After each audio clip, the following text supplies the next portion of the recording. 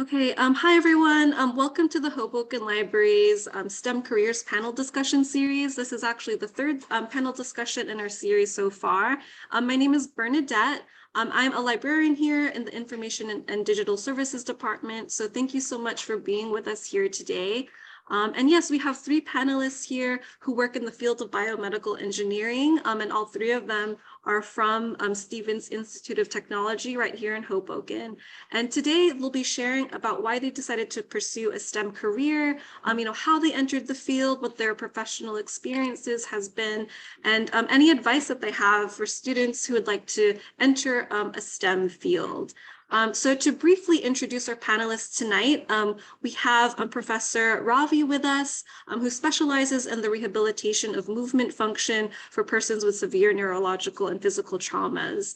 And then we also have Professor George. His research program focuses on neuromodulation, movement disorders, and neural engineering. And then we have Professor Antonia. Her research focuses on how people concurrently manage multiple mechanical objectives during complex and ecologically valid whole body rotations.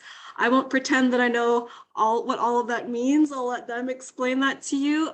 So I will give the floor to you, Professor Ravi, to start us off. All right, thank you, Bernadette. It's my pleasure to be here today. So in terms of explaining details, that wasn't my intention with my slides. I'm keeping everything very high level and just trying to generally suggest what my pathway to my STEM career was. So my name is full name Raviraj Nataraj. I'm an assistant professor in the Department of Biomedical Engineering, as Bernadette mentioned. So my background in STEM really involves the development of these advanced device systems to assist or improve movement abilities for people who have a disability due to an injury or a condition. I've worked with a few different clinical populations, but mainly I've worked with people who have spinal cord injury. So for people who may not know, when you have traumatic injury to the spinal cord, what happens is you lose the effective ability for your brain to be able to communicate with the rest of your body, and typically you're not able to move as well. So I had the pleasure as a trainee to work with a couple of groups that developed these really interesting device systems to be able to restore movement function for those people. They include implants that can actually activate or read signals from the body, and then these powered wearables like exoskeletons or prosthetics to be able to move their body for them. So in order to do things like this, some of the STEM skills you need to develop is generally knowing about the brain, the muscles, nerves, and how they connect and how they communicate with each other. Specifically for the things that I've done in the past, it involves a lot of computer programming. So we typically take what we call, model-based approach to developing these device-based systems. So I don't think the movies are playing, but typically with these models, you can see them animate. And for me, that's a fun part of the process. So these individuals that we work with, they typically only have so much energy and time to be able to do experiments. So when we do experiments, it's really important that we have everything ready to go and we know as much as we can. So computer models is a great way to start learning about systems. So you need to be able to computer program in order to do that. Also related to computer programming is being able to communicate with devices. Programming is very much the language that devices understand to be able to operate, including robot-like devices that help restore movement function. And a big thing in what I do, and then also my colleague, Dr. Antonia, is working with motion and force sensors so we can understand the quality of how somebody moves or how they apply forces to objects. So that's what I primarily did in the past as a training before I got to Stevens. So I was with centers that had a lot of really amazing resources to be able to do those things. Now as an assistant professor, starting from the ground up, trying to leverage those skills in creating another field or another area that complements what I used to do. So what we do now is, I don't know if the movies are playing. I heard a sound, so I think maybe the movies aren't playing, but at least you get the screenshot to get an idea of what's happening. But we developed these instrumented wearable systems that then can interface with some sort of computerized environment like virtual reality. So that's where those programming skills definitely come into play. So the idea is with virtual reality, it can be an environment that's more engaging. We can control the environment and provide feedback in really specific ways, so as we can accelerate how well somebody can learn a movement.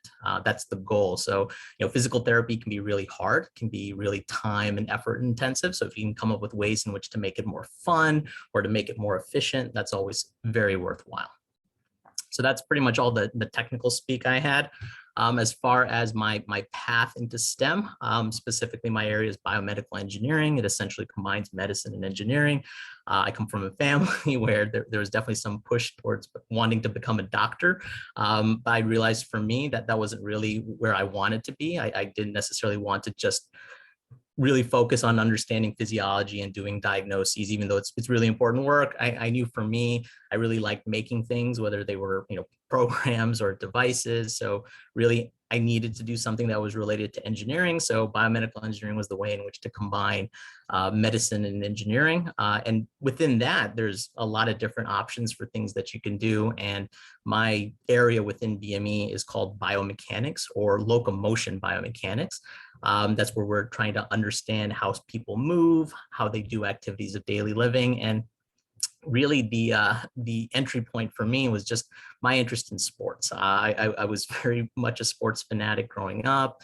So just understanding how people moved or figuring out ways in which to get people to move better for certain purposes, that just fundamentally intrigued me. But when I got to university, that's where I was exposed to different ways in which we can take these same skills and apply them so as to really help people. So the university I went to had this really famous and unique program for actually using implantable devices to restore movement for people who have spinal cord injury. So challenges along my way to a STEM career really was developing those skills that you typically don't learn in class. Really soft skills like patience, adaptability, communicating. These are the things where there probably are workshops and venues in which you can learn and develop these skills. But for the most part, really what's important is that you're just conscious that you need to develop these skills as part of the job and career that you're pursuing. So that's definitely a piece of advice from me, is that, just try to figure out, okay, the nuts and bolts of what I'm doing in terms of understanding a STEM subject is really important, but ultimately, how do I work with other people in solving these problems? Or how do I have empathy if I'm going to go into a clinical field? And of course, having confidence is worthwhile, and learning how to solve problems and having a good personality is always helpful in anything that you do.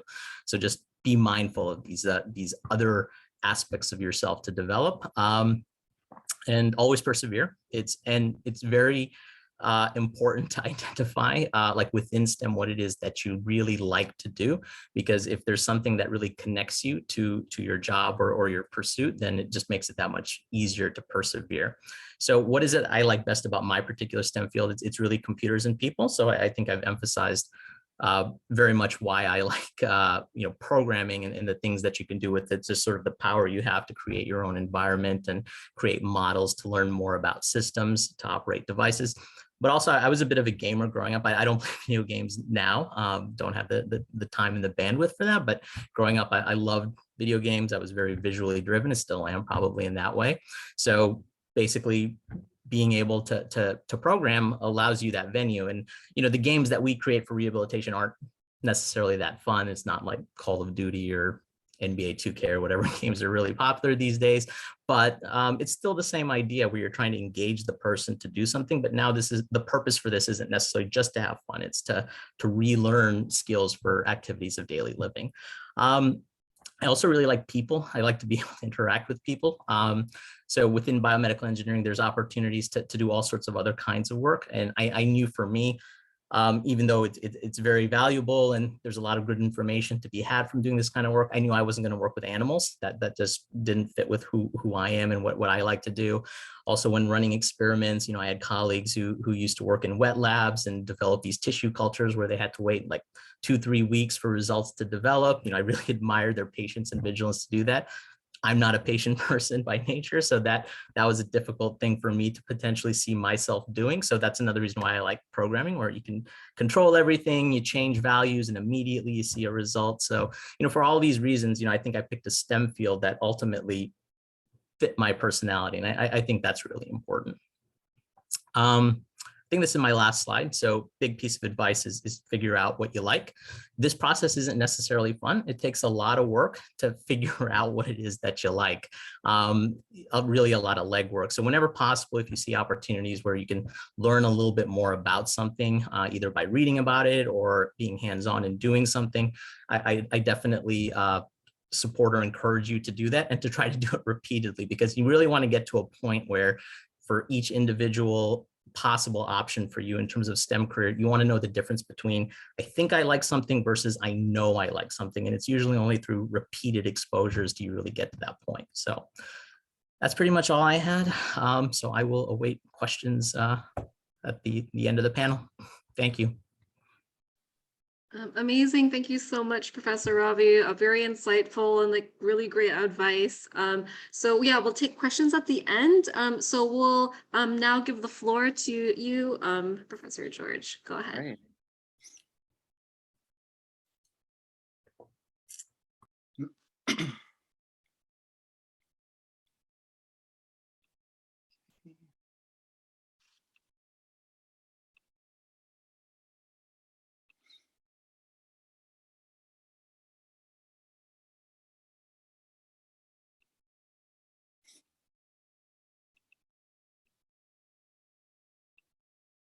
All right, can you see my screen? Good. Thank you so much for this opportunity. My name is George McConnell.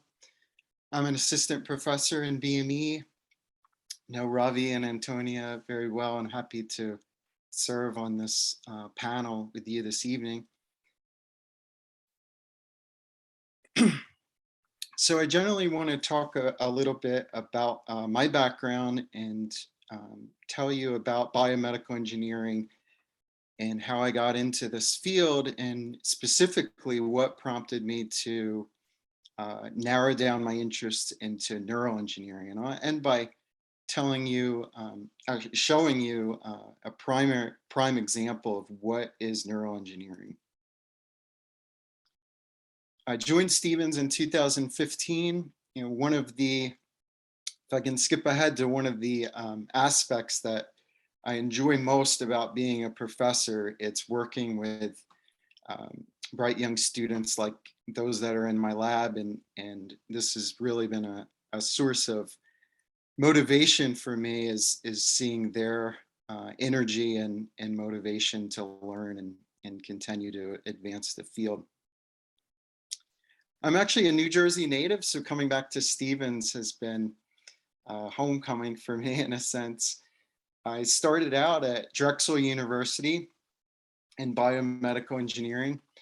As a high school student, one of the reasons why I chose biomedical engineering is, like Ravi had mentioned, I was also really into engineering type toys growing up. So some of my favorite toys were, the Legos, the erector sets, and building things. And I think that's really a great way. And as you think about what you want to study in college going forward, is really looking at what gets you excited, as Ravi mentioned.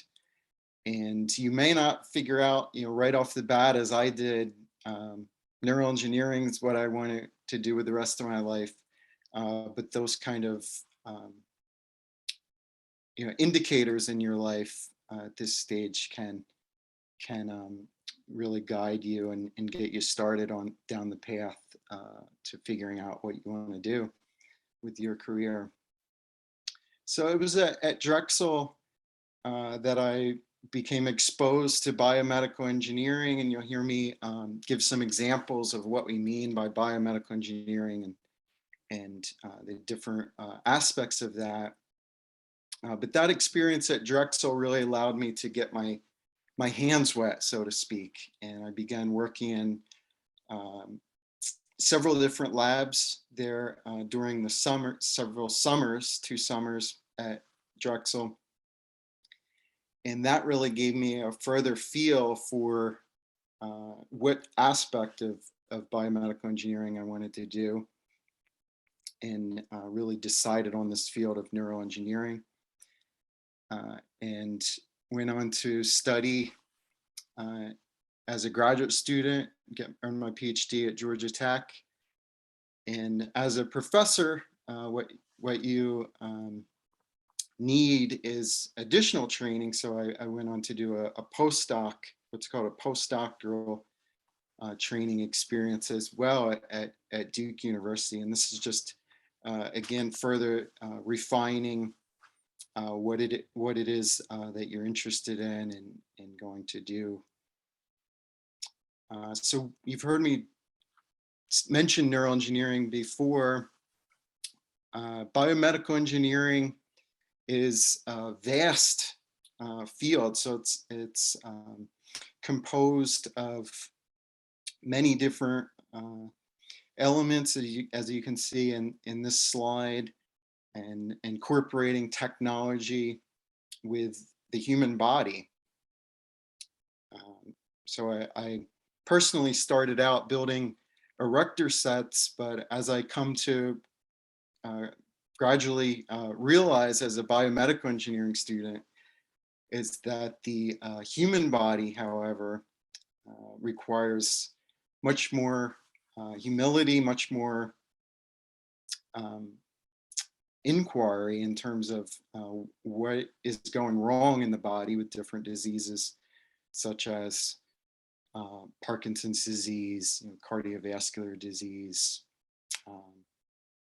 just to name a few. So neuroengineering is basically using these engineering techniques that were established by more foundational engineering fields such as mechanical engineering or electrical engineering, and using those to figure out what is going on in the human brain, and then also leveraging these techniques to actually control neural function and hopefully return it to normal.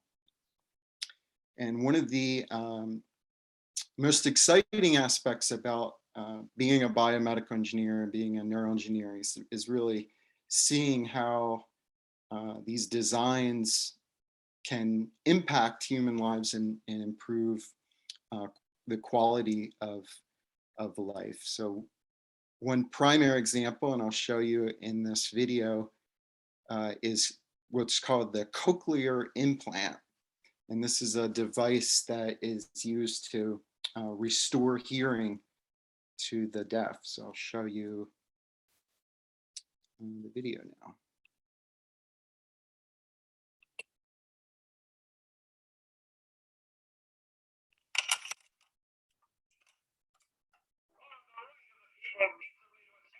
I'm an old-time radio fan, and this is what I'm listening to right now. It's called America at War. That may seem like an unusual hobby for a woman who can't hear. In fact, I'm deaf now. Barbara Daly's hearing started to fade when she was in her 20s. Over the years, it got worse. I could be sitting right here, and there's a fire alarm right above us, and I would never know it was going off. But because of the type of hearing loss Barbara suffered, she was a candidate for cochlear implants. A cochlear implant is a technology for people who have severe, profound hearing loss. It can bypass the damage in the inner ear and allow those folks to hear well. Shh. Sarah Oakley is a clinical audiologist at Mayo Clinic. She says normal hearing works in this way. Your outer ear collects sound waves which vibrate the eardrum and middle ear bones called ossicles. The vibrations continue into the inner ear where they stimulate fluid and tiny hairs which send electrical signals to the brain. After age 40, our hearing can start to fade. Hearing aids can help, but after a certain point, they don't help because they can't overcome the damage. In that situation, a cochlear implant is a good solution because it can bypass the damage. There are two parts of a cochlear implant. The outside part is a little computer that picks up sound and processes it. The inside part, which is implanted by a surgeon, receives the processed sound and converts it to an electrical signal that stimulates the hearing nerve. There's always that anxiety that it's not going to work. When the first of two implants was turned on, Barbara heard nothing. Then a crackling noise like radio static. And then all of a sudden, it started happening. I was actually hearing. If Barbara takes off her processor, See, it's just like a hearing aid over my ear. she can't hear. So Lexi, the hearing dog, helps her around the house to let Barbara know if, say, the oven timer's going off. What? Show me. Show me. What is it? What is it? What is it? Oh, good girl. Cochlear implants are not perfect, but with implants, Barbara says her world has come alive and she can once again by the people listen of the 13 states to old-time radio. For Medical Edge, I'm Vivian Williams. are ready to bring a speech on the front. All right, so it's excited to share that with you. It's these kind of examples that really set my heart aflame to want to be a biomedical engineer and have the persistence needed to continue in this field. Thank you. Yes, thank you so much, Professor, for sharing that video. Really compelling, and also like hearing your story and journey into what got you excited to be a biomedical engineer. So last but not least, we have one more panelist, and I'll give the floor to you, Professor Antonia. Thank you very much. Hope everyone's doing well. Thanks for this opportunity.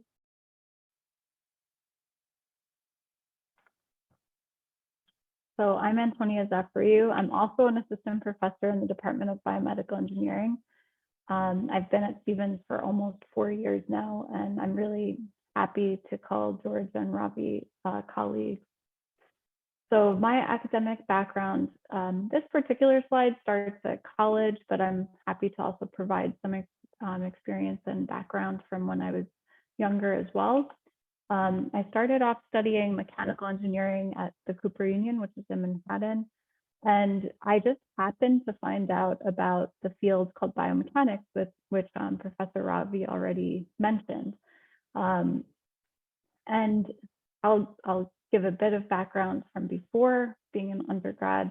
I grew up loving to dance and do ballet. So actually those are my feet.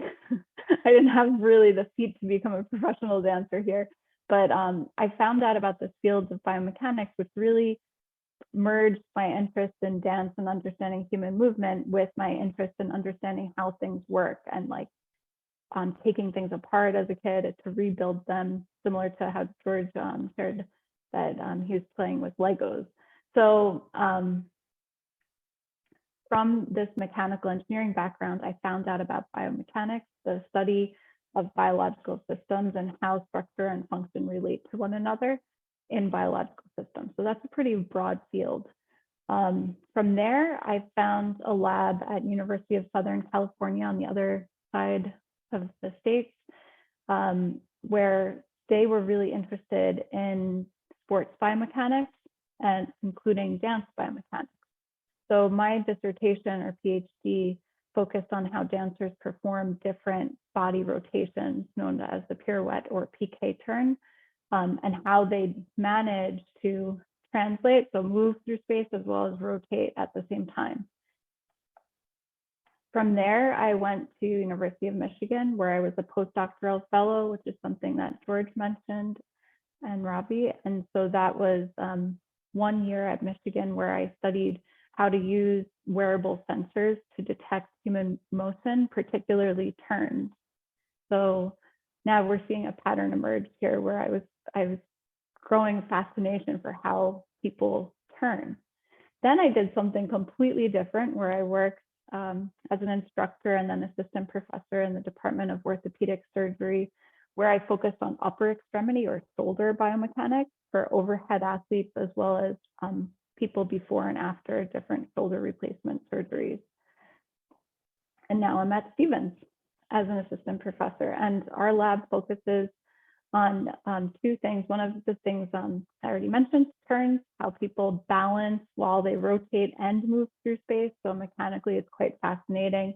And mechanically, it's also it's difficult to perform, even though many of us are lucky enough to turn without thinking about it as we walk around a corner in a building, or as we get up out of a chair and start walking. If we're lucky enough to have that ability, it's actually really challenging. So there's a lot of fascinating things to learn about with turns. One of our projects right now focuses on how young and older adults turn in different contexts.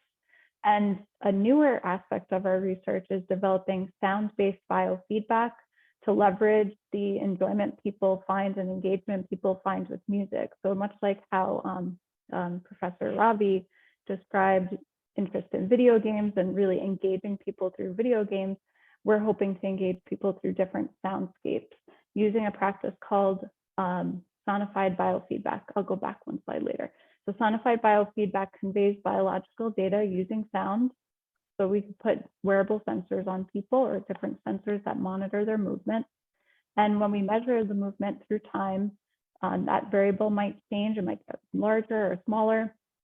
And we're able to map that variable to different variables in sound, for instance, like the loudness of a particular musical instrument. And I found out about this practice through collaborating or being friends when I was a PhD student with the people in the interactive media department at USC, part of the cinema school. So this is an example from their work where it was primarily made for entertainment purposes, where this person will walk around and you'll hear that the sensors in their shoe and on their ankle are triggering different soundscapes. So let me make sure I'm sharing my sound. I'll mute myself and play the video.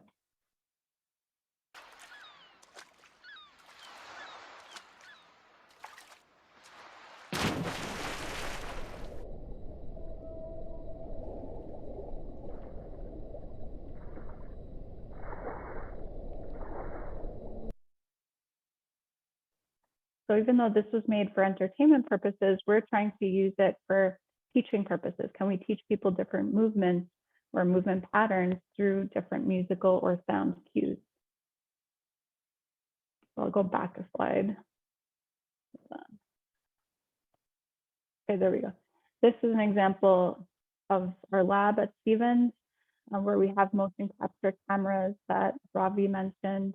We have different sensors embedded and hidden inside the floor that measure our forces, as well as having wearable sensors that people can use to monitor either how their muscles are activated or how their different body parts rotate and accelerate through space. Okay. And now for the story part. So that's very much like I gave some story, but that was like, first I was at this school, then I was at that school. So now let's fill in some of the blanks. I think the parts of my story that really inspired me to become a biomedical engineering professor start with my grandfather was an electrical engineer, and both my grandfathers were very handy, and I was always more excited to spend time in their shop rooms with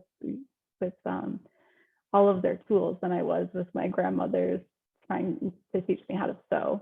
So I was definitely like that, and playing with Legos, as others have mentioned. So that was like early on. And I think that when mentioning that, some of us might be lucky enough to have those experiences and others might not. And I also want to point out that that might be a stereotypical description of what excites people into STEM. You could all be in STEM, be really excited about STEM, but not be very excited about the workbench at all, and instead really like to sew. So I just want to point that out. From there, from my grandparents, particularly my grandfathers, through school, I always tried different things like dancing and singing, and all of a sudden I found that physics was one of the first subjects that clicked for me in a natural way.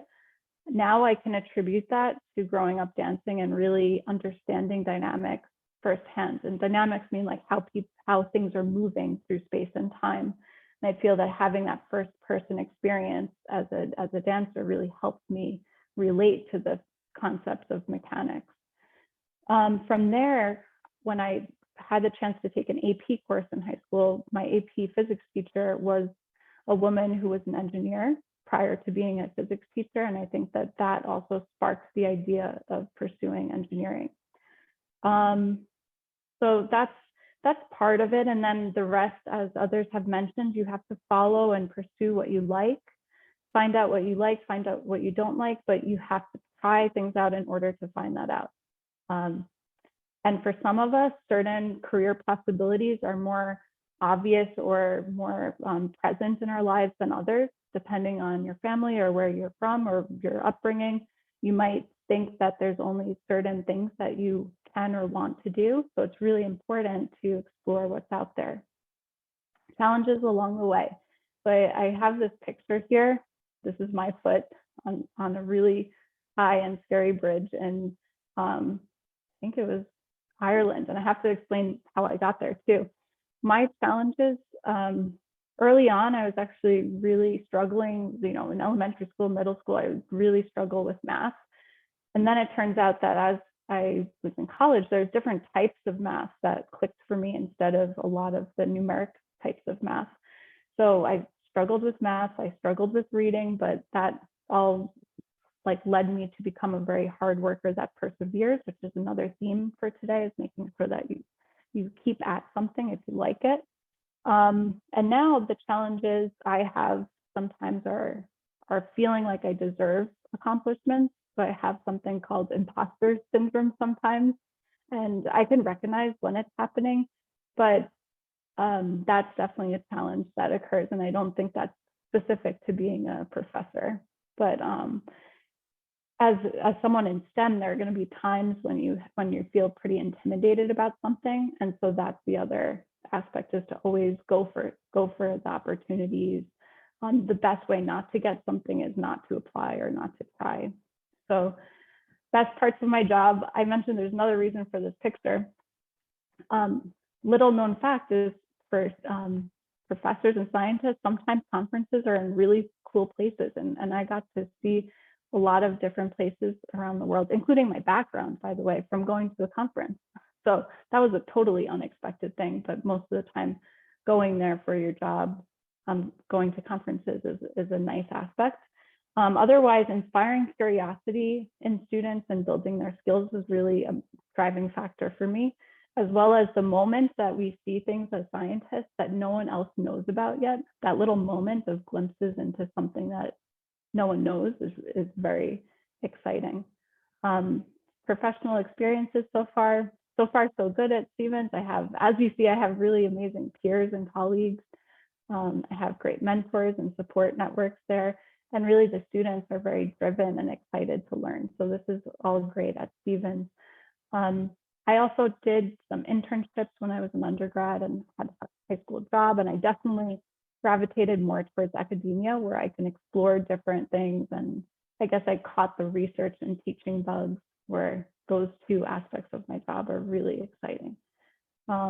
Overall advice, like I said before, the best way not to get something is not to apply or not to try. So even if you think there's no chance of getting something, you absolutely have to go for it. That's my motto. And I think that's all I wanted to share. Yeah, best way not to get something is not to try. We get to go on conferences, and don't be afraid. So assume it will work with hard work. So keep persevering. And like Professor Ravi said, it's a lot of our jobs is actually about the people.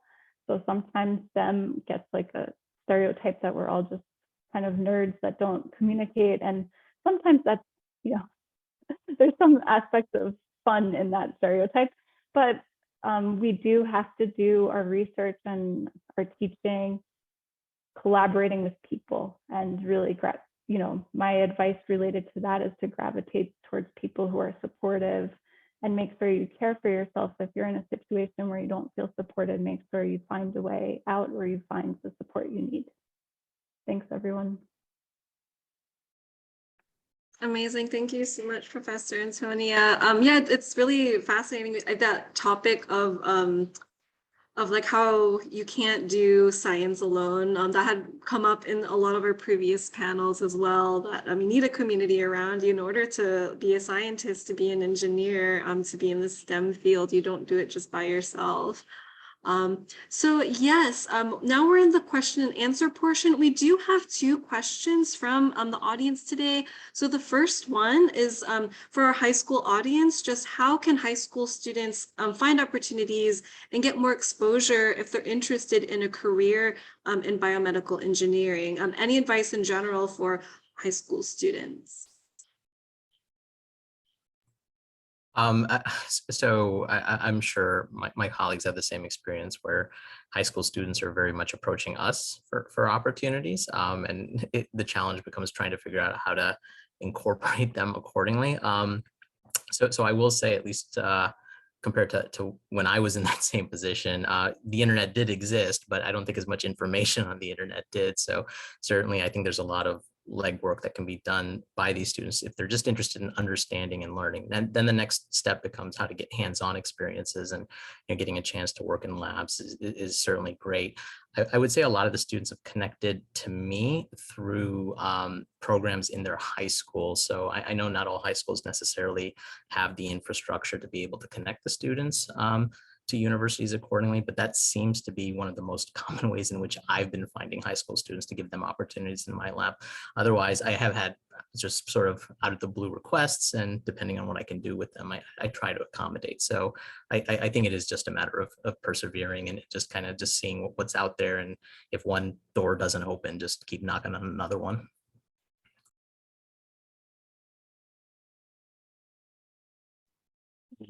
Also that, and add that there might be opportunities in the medical field as well that still would give you exposure to biomedical engineering, because so maybe there are physicians to shadow, or there's even research labs in hospitals that take volunteers as well.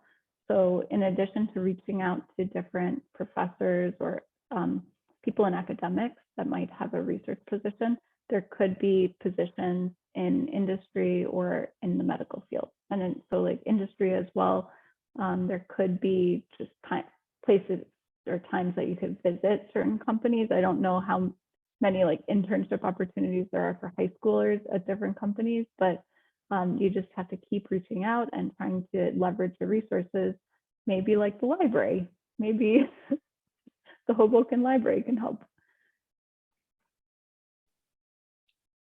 Yeah, also to add to that, all 3 of us were recently involved in a biomechanics day at Stevens, where we invited several local high schools to join and learn, spend the day with us.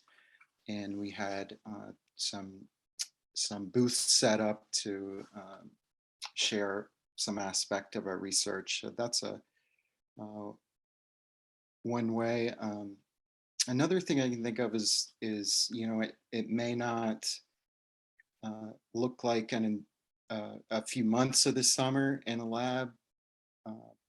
What may be more doable is perhaps just even a week or even a day or 2 to come and shadow a student in the lab. I think that would be much more easier to accommodate in terms of just the space constraints that we all have at Stevens. Yeah, absolutely. I think, yeah, we're really lucky, like here in our small town of Hoboken, we have such an amazing institution such as like Stevens, like right in our backyard. So yeah, for a lot of the high school students who do want to learn more, definitely tap into those resources. Hoboken's just what, like, mile across. So it's probably not too far from you. And yes, the other question from the audience was that it also seems like they noticed there's a lot of specialization after doing like your undergraduate degree in biomedical engineering. They're curious, is that particular to the biomedical field, and like what does a specialization kind of process, I guess, look like within the field of biomedical engineering? I mean, I don't think it's exclusive to biomedical engineering, but yeah, as you ascend with higher education, typically the process is to get continually more specialized. It starts with deciding that biomedical engineering is my major as an undergrad, and then within that there may be an option to select a particular track where you'd be taking courses in one of the more traditional disciplines, whether it's mechanical engineering or electrical engineering, computer science, etc. And then after that, when you do a PhD, the goal is to be an expert in this one particular topic. As part of that, you do develop all around skills, but you are very much specializing in this particular knowledge area. And as a postdoc, it just continues where now you've decided, okay, I didn't get these skills as a PhD student. Now I'm going to go pick it up with these particular postdocs. So yeah, I think this process of increased specialization is just very natural with academia.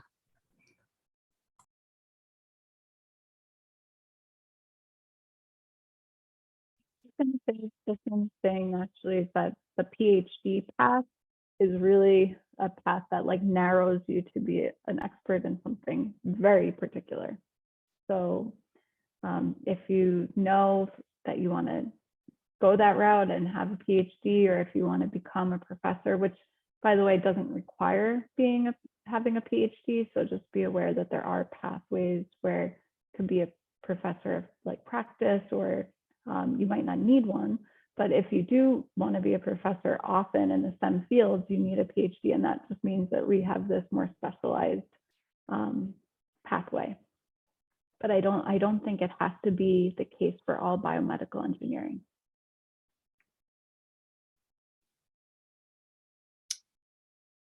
Yeah, I would agree with that.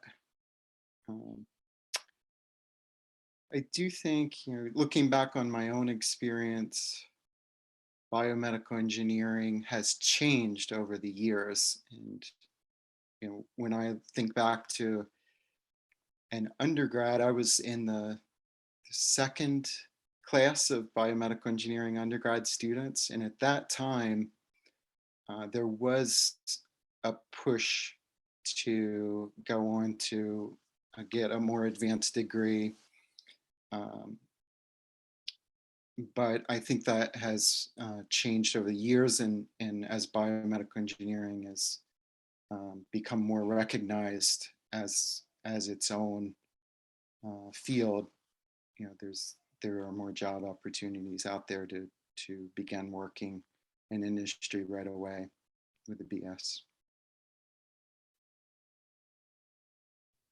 Yeah, and yeah, to kind of follow up on that question. Oh, go ahead. Go I'll ahead. just add one thing that I do think that many of us, even as professors in BME with our own research labs, we also do try different areas of research through collaboration. And I want to point out that like even in my path, I remember saying like, and then I did something totally different with the shoulder. And so you can do that. There's some transferability of the skills. So I just want to recognize that as well. Sorry, but I think Bernadette, you were about to move on to something else. Yeah, it's actually a related question. So I'm sure there may be some undergrads out there, that might be in the early stages of, their college career.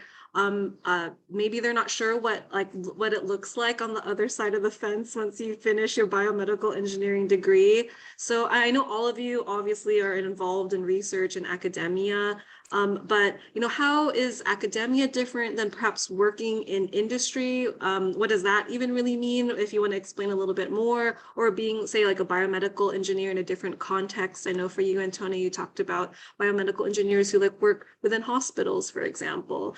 So yeah, what does the kind of field look like once you have your biomedical engineering degree? What are the sort of the options of where do you go from there once you finish your undergrad?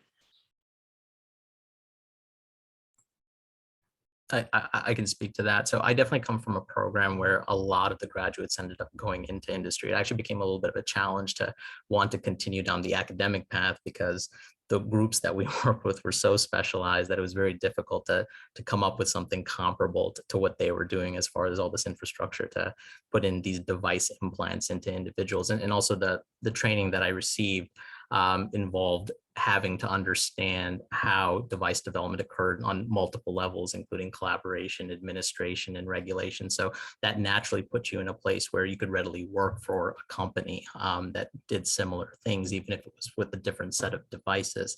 And hopefully you're in a program that, you know, allows you to be trained in a very well-rounded way. I actually had friends who graduated from the same program who ended up going into government contracting. One person ended up working in human machine interfaces at Ford. So definitely what we did as trainees definitely wasn't restricting to what we would do for the rest of our career. So, you know, everything that you do at any moment is really just a stepping stone to the next thing. And as Antonia suggested, you know, it doesn't, those skills will transfer and translate, but you'll just now get new contextual experiences related to that job. And hopefully that just continues to make you more marketable, to have more options for more jobs down the line. So, there are definitely certain areas I do think that are more inherently niche and academic. I will say I know colleagues where I have a tough time imagining that they would translate those skills into industry as well. But at least engineering in general, I would say gives you a lot of options. There's usually a lot of flexibility from that foundation. So. And just to speak to the point of what it's like, so I don't have a lot of experience except for internships working in company settings, but for my friends who've told me what it's like, it's much more schedule oriented. You definitely have deliverables that you owe more regularly. Academia, you know, we all work hard and we have deadlines that we have to meet, but it's not quite as regimented as it is in industry and academia. If you get to a certain point, you're a little bit more independent and can control what it is that you're doing day to day. So that's nice. But at the same time, it's also a little frustrating where it takes longer to see things happen. I suggested to you, I'm a little bit impatient by nature. So that's one of the things that's still frustrating to me about academia, is waiting to see a result happen, even if it's a little bit more tempered. And in industry, I have friends who say, yeah, week to week, you know, we have goals and we keep feeling like we're accomplishing something. So yeah, again, it's just a matter of like deciding, okay, this pathway is going to fit my personality better. And that could be academic or that could be industry. So.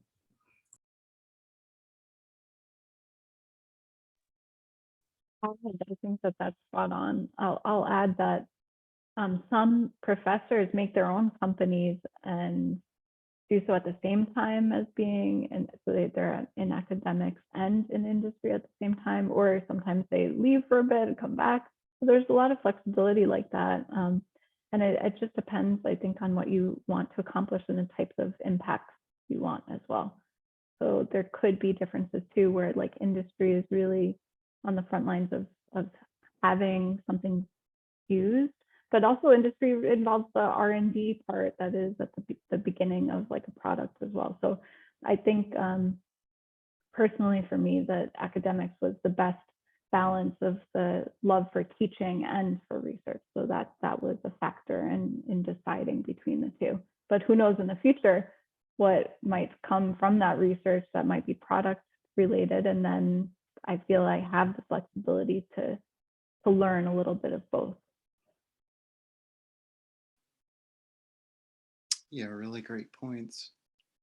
I think for me, what attracted me to academia was the independence, as Ravi mentioned, that having that autonomy to be able to pursue your own interests. And one of the really exciting things about research is your interests change as you learn, you know, as you collect more data and analyze more data and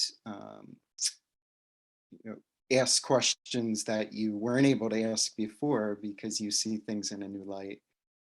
And having that constantly changing work environment is really difficult, but it's also really exciting. And one of the aspects that I really enjoy about academia. But you know, industry, academia, federal jobs, these are all actually, you know, working together to bring products to the market, like the cochlear prosthetic device that I mentioned. It wouldn't have happened without, you know, representatives from all those fields, and BME majors have qualifications to go into each of these realms. So Yeah, and I have a broad question about the field in general. Like biomedical engineering, compared to say like civil engineering or mechanical engineering or electrical engineering is considered a relatively like newish discipline sort of in the larger sphere of things. Or maybe someone might disagree with that conjecture. But where do you see the field, going? The students that will be watching this video, maybe they'll be biomedical engineers in the next 5 years, in the next 10 years. So where do you sort of see the field going overall? And if that's too broad, like maybe within your own specialization, where do you sort of see the field going? It is a little broad, but so I will say, even within biomedical engineering, there's several different disciplines. Actually, I would say Antonia, myself, and George, we actually have a little bit of overlap, but even then, we still do very distinctly different things. But there are people, colleagues within our department, who are on just different scales of study. So we tend to do more human, and George does more animal work. But then there are people who are really focused on wet lab tissue culture type experiments.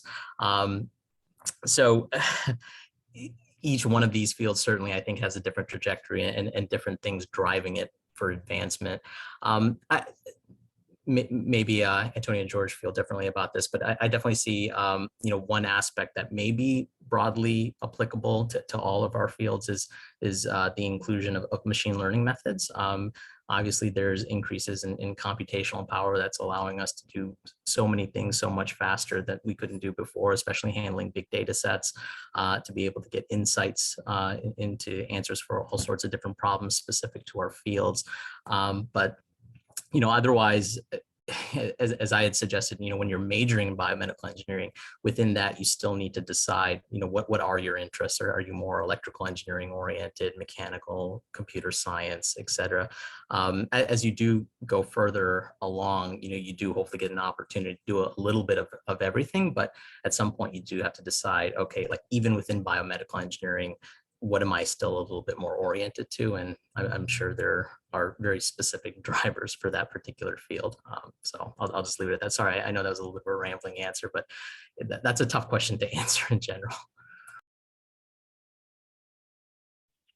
Agree with that. I do see trends towards more AI and machine learning as the computers enable us to look at more things more quickly. I also think on like the other side of that, and within biomechanics, there's more emphasis, which I think is great, on personalizing interventions or personalizing technology that interfaces with people. So I'm hoping that BME, especially related to human-computer interactions, also starts to take into account, and I'm seeing more of this, like personal factors of what people prefer to interact with as well. So even though as a mechanical engineer, I used to have a slide that says human movement is mechanical, and then I used to have a slide that says human movement is electromechanical because there were robots mimicking human movement. Now I have a better appreciation for the mind controlling movement as well. So I'm hoping that plays into BME as a whole in the upcoming years, with the future of STEM, hopefully, or maybe hearing this video.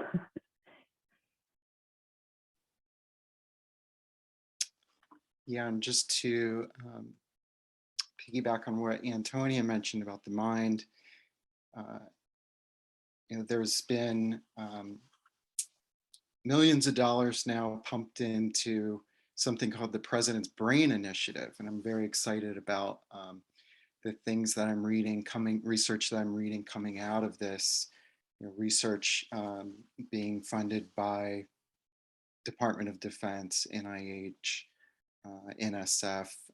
It's been likened to the Human Genome Project, but the idea is to develop techniques that help us better understand the brain, and then to use these techniques to understand what goes wrong in neurological diseases, neuropsychiatric diseases. How does schizophrenia work? What is the connectivity, for example, in the brain?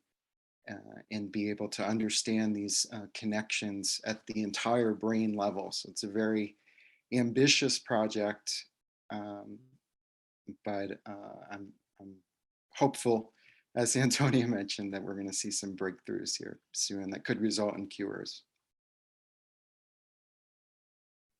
Okay, amazing.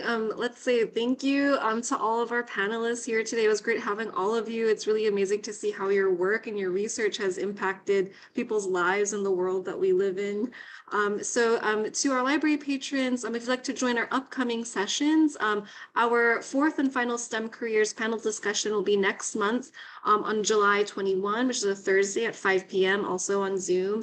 You can visit the library's website for more information. So thank you again to everyone and have a great evening.